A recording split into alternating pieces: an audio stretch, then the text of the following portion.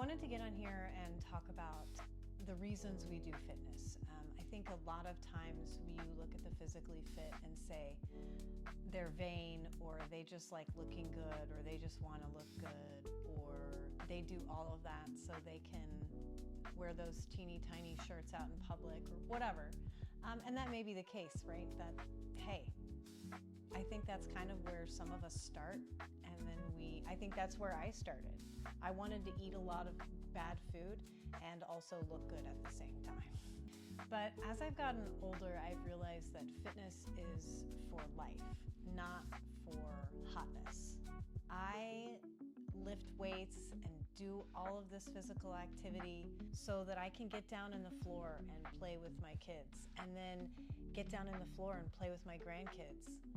And I do all these things so I can carry the 50-pound bag of dog food in from Costco when I don't have any help with me. Or I do all of these things so I can have a better quality of life off the mat, both mentally and physically.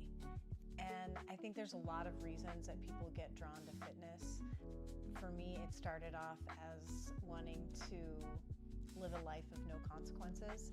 And now I can firmly say that I do this stuff, all of this stuff, and suffer these little small pains so that I have a future with my children and my grandchildren. And it's a future that I view as a free future, freedom. I'm free to move.